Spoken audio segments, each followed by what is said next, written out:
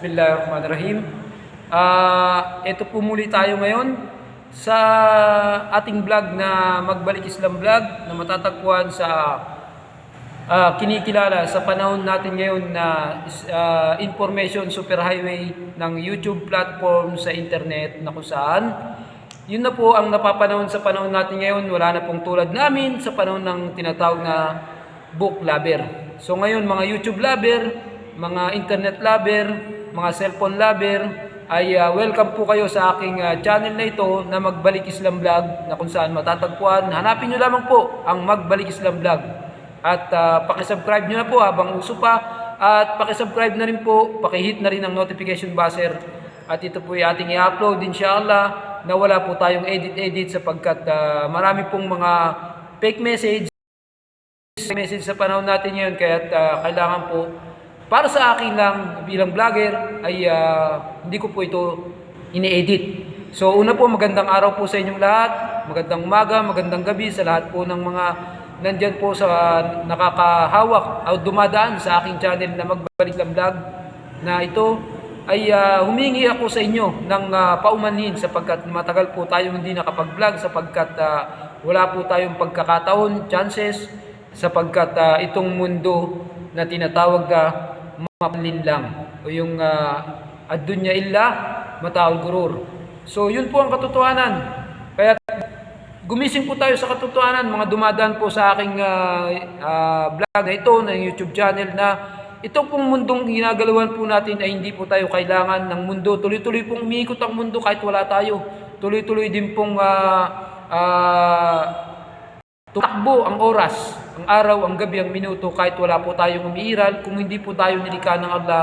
Kung kaya po ang aking pong punto, ang aking ibig sabihin ay kailangan po tayo o kailangan natin bilang mga tao, kailangan natin ng tagapaglikha sapagkat siya ang Allah na tuloy-tuloy at nagbibigay ng buhay at suporta na hindi kayang bilangin ng kanyang mga biyaya. Una po, magandang araw at una po ang aking pambungad innal hamdulillah nahmadu wa nasta'in wa nahtadi wa na'udzu billahi min shururi anfusina wa min sayyiati a'malina may yahdihillahu fala mudilla lahu wa may yudlil fala hadiya lahu. Kung sino pong ang lahat ng pagpupuri, ang lahat ng pag-aalay ng pasasalamat, pagpuri at pagbibigay pugay at paggalang at lahat ng pagsasakripisyo at pag-aalay ay inialay lamang para sa Allah subhanahu wa ta'ala na walang siyang katulad, katambal, kaanak o katulad o kapareha sa kanyang karangalan sa bilang isang tagapaglikha at makapangyarihang Allah subhanahu wa ta'ala na sinasabing Almighty Creator.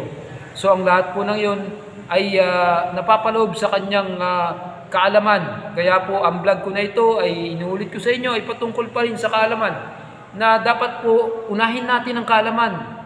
Inuulit ko po, ang kaalaman po ay may magagawa ka kapag hindi mo alam ay pasok sa kamangmangan ay may magagawa kang mali. Ngunit kapag alam mo ang meron kang kaalaman ay magagawa mo ng tama sapagkat ikaw ay may kaalaman. Kaya mas mahalaga ang kaalaman kaysa ang pagkain. So una po, sinasabi ko sa ito, uulitin, ang kaalaman po ay mas mahalaga kaysa sa mga pagkain na kinakailangan ng katawan natin pang araw-araw. So, kaya po ang panawagan po sa lahat ng mga kabalik Islam na katulad ko ay unahin po natin ang kaalaman. Kung sinong gabayan po na aking banner patungkol po dun sa kahulugan na aking binanggit, may yahdillahu fala mudilla lahu wa may yudlil fala hadiya lahu. Kung sinong gabayan ng Allah ay walang makakapagligaw sa kanya at kung sinong iligaw ng Allah ay walang makakapaggabay sa kanya. Kung kaya po, napaka-precious po, napaka-mahalaga, napaka-ginintuan, napaka-mahalaga ang guidance ng Allah na mas mahalaga pa sa ginto, sa mahalaga sa nilalaman sa mundong ito, mahalaga pa sa pagkain, mahalaga pa sa lahat ng mahalaga ang gabay ng Allah subhanahu wa ta'ala. Maghirap na tayo kung maghirap, sabi nga ng isang ulama, ng ustad, at sabi rin ng ibang mga scholar, kung ang kapalit naman ng kabilang buhay ay tunay na kasaganaan, na tunay na buhay, na tunay na paraisong ating minimitiin. Sapagkat ang paraiso ay walang katulad sa mundong ibabaw. Ang paraiso na hinihingi natin ay Allahu Akbar. Walang kagaya, walang kaparehas na binanggit po sa nilalaman ng Quran ng mahiwagang aklat na tunay na mahiwaga at tunay na mapananaligan, mapagbabasihan, masasabi natin tunay na salita ng Allah subhanahu wa ta'ala, ng Almighty Creator, ng dakilang Allah. At yan po ang tunay na tagumpay. Yan po ang aking sinasabi, na kung sinong gabayan ng Allah ay walang makakapagligaw. Kahit iligaw ka ng tao, ng leader o sino man ng mundong ito, kapag ikaw ay ginabayan ng Allah. Kung kaya po makikita natin sa Rusya na sinasabi na dati 800 lang, ngayon po ay libo-libo na pong mga moske ang itinayo sa Rusya at sa Amerika, at napakarami na po, at bumabalik na po tayo sa katotohanan ng Islam lamang po ang tanging kaligtasan, Islam lamang po ang tamang katuruan, at ang Islam lamang po ang tunay na tagumpay sa ating mundong ibabaw na ito. Ang lahat po ay nagbabago kapag ikaw ay may pera, kapag ikaw ay may posisyon.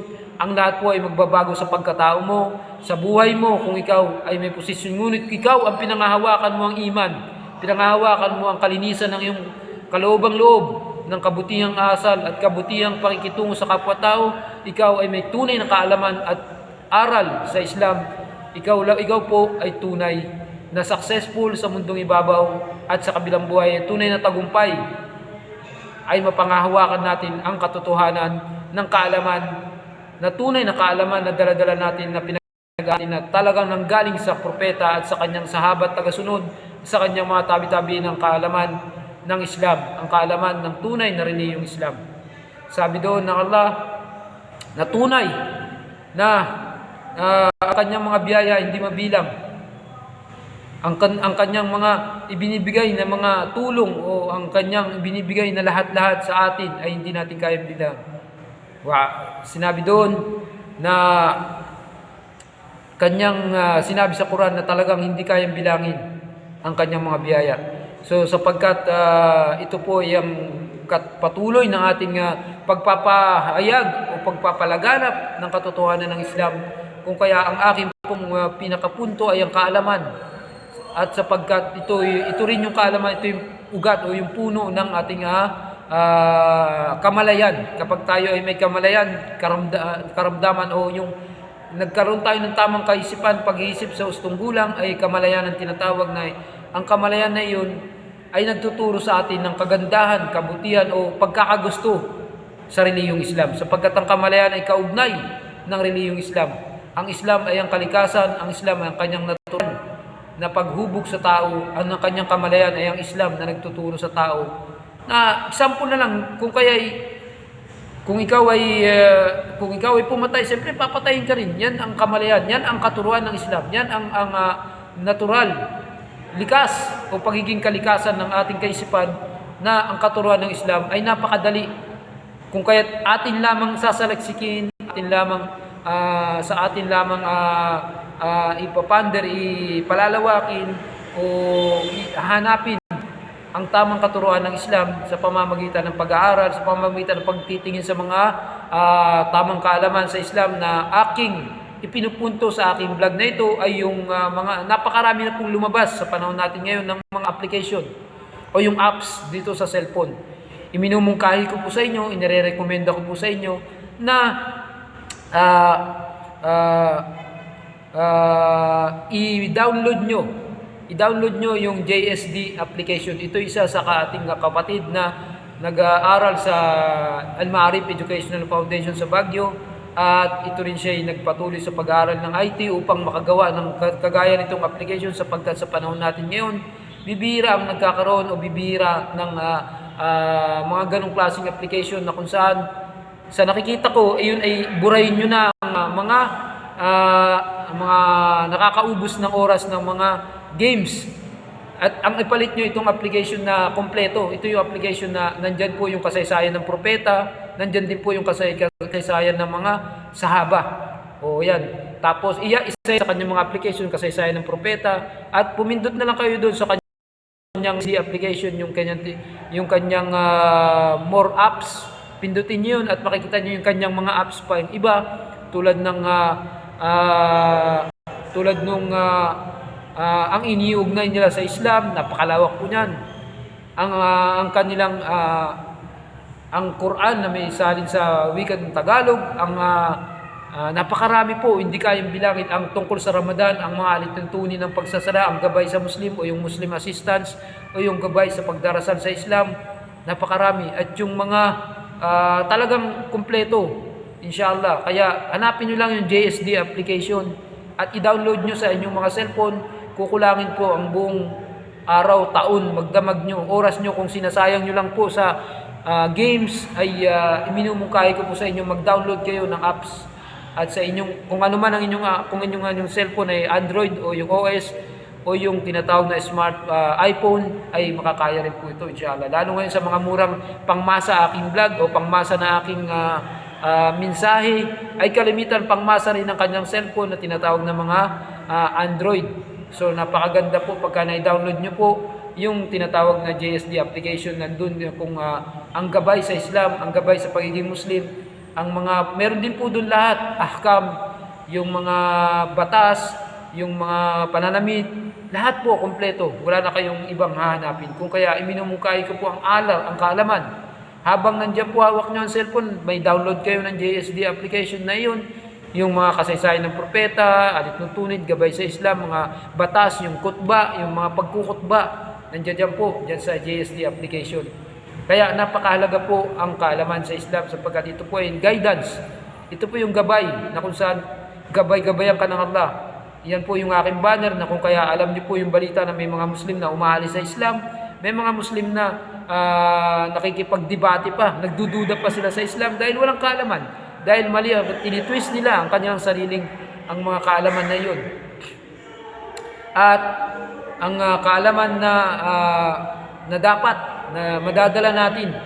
Sabi nga niya, may yahdillah fala mudillala, kung sinong gabayan ng Allah ay walang makakapagligaw sa kanya. At kung sinong iligaw ng Allah, sapagkat ang aking binanggit nito, ang Allah ang lahat ng may hawak ng puso. Kung sinong gabayan niya ay walang magliligaw.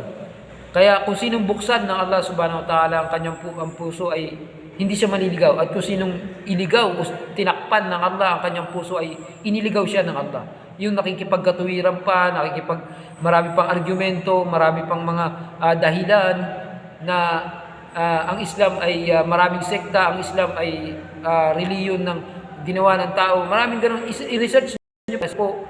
Iyon po talaga ang katotohanan na ang tao ay maliligaw pag sa kanyang sariling opinion, sa kanyang sariling kagustuhan. Kapag sinunod mo po ang iyong gusto, sinabi na nga ng Allah sabi na, inna nafsa la amarakum bisu. Ang inyong mga kagustuhan sa inyong sarili, ang pagsunod sa kagustuhan ay ang pagkaligaw. Pag-uutos, ang pagsunod sa mga kagustuhan ng ating sarili ay tuturo o paglalagay sa pagkaligaw o pagkakaligaw o inna nafsa la amarakum bisu. Ang ating sariling kagustuhan ay nagtuturo o naglalagay sa kanya sa paggawa ng nagtuturo o naglalagay sa kanya sa paggawa ng mga kasalanan. So inna nafsa la'amarakum bisu. Kung kaya likewise at ang kaalaman na yun ay ang napakahalaga, precious, napaka-importante, napaka-mahalaga po sa isang kamusliman na kailangan gabayan niya po ang kanyang sarili at dugtungan niya ang pagsunod sa Allah. Kasi yan lamang po iniwan natin, ang pagsunod sa Allah ay hindi pagsunod sa iyong sarili. Ang pagsunod sa Allah ay pagsunod sa Allah, pag-iwan ng mga kagustuhan. Ang pagsunod sa Allah ay pag-iwan ng mga kagustuhan at pagsunod sa Allah ay pag-iwan ng kagustuhan. Kahit na ikaw ay natutulog, namaimbing, napagod o kailangan mong putulin ang iyong pagtulog sapagkat kailangan mong magsala ng pangmadaling araw na sala ng Fajr, kung kaya't iiwanan mo ang iyong sarili inshallah. So yun lang ang aking mensahe at sana po ay patuloy kayong manood at sana po ay patuloy kayong mag-subscribe sa ating hindi natin kailangan ng maraming subscriber, hindi ko kailangan ng pera, anong monetize dito sa YouTube. Ang kailangan ko sa inyo ay ipaliwana o ipalaganap ang katotohanan na walang ibang tamang religion kundi ang Ahlus Sunnah wal Jamaa, ang tinatawag na Salafi. At kung ito'y inyong challenge ko sa inyo na alamin niyo po yung Ahlus Sunnah wal Jamaa at ang mga Salafiya na yan sapagkat maraming sektang dumarating. At maraming maraming sa mga hadith na ang pagkaligaw ay talagang wala nang paraan para makabalik ka sa tamang landas. Kung kaya, kailangan mo palaging hingi ka ng gabay sa Allah subhanahu wa ta'ala. Hingi ka ng mga guidance sa Allah subhanahu wa ta'ala dahil siya lamang naggagabay sa puso ng tao. Yung sinasabing guidance niya ay yung kung sinong gabayan ng Allah. Kung kaya naman, yun lang po ang ating iiwan. Kailangan gawin po natin ang ating oras na kapaki-pakinabang dahil ang oras po ay hindi na babalik. Ang oras po ay tumatakbo at hindi natin alam. Darating na tayo sa kawalang buhay o darating na tayo, pupunta na tayo sa kamatayan na sinasabi ng katuruan ng Islam. So hanggang po sa muli, hanggang dito na lang na aking vlog. Inshallah, sana maduktungan pa itong mga susunod nating vlog, inshallah. At patuloy lang po kayong sumubaybay sa ating vlog na ito.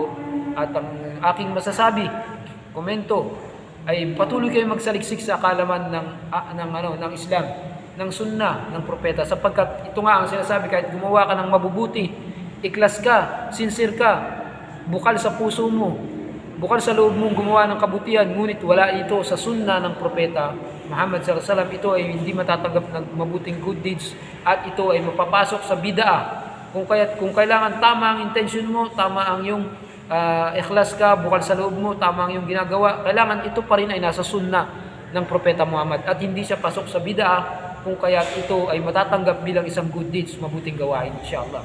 So hanggang po sa muli ay ito po i-upload natin sa ating vlog. At sa muli po, sana po ay patuloy po tayong humingi ng guidance, ng gabay sa Allah subhanahu wa ta'ala. Wala pong magagabay kundi ang Allah subhanahu wa ta'ala. Kung sinong gabayan niya ay walang makakapagligaw. Kung sinong iligaw ng Allah sa pamamagitan ng katigasan ng ulo, kagustuhan, pagsunod sa kanyang sarili, pagsunod sa kanyang mga minimitim, pangarap, ay pagkaligaw sa Islam. At kung sinong gabayan ng Allah subhanahu wa ta'ala, pag nagkaroon ng mataas na pride, siya ay niligaw. Kaya tatanggalin po natin ang pride, ang inggit, ang galit sa ating kapwa. At yan din po ang magandang solusyon sa inyong kalusugan. Kailangan po magiging masaya.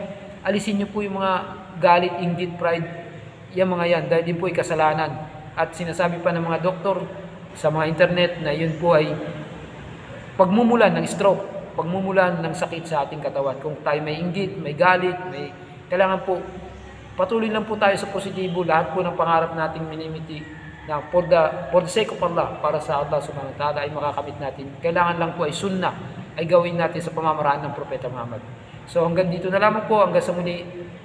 Ito po ang inyong lingkod, ang abang lingkod, inshallah. Mga kabalik Islam, inshallah. Maraming pong salamat at hanggang sa muli po ay aking sasabihin, wa akhiru da'wana alhamdulillahi rabbil alamin. At ang pagbati sa lahat ng kamusliman sa buong mundo ng kapayapaan, mapa sa ating lahat, mapa sa inyo inshallah. Assalamu alaikum wa akhiru da'wana alhamdulillahi rabbil alamin. At ang lahat po inshallah, assalamu alaikum wa rahmatullahi wa barakatuh.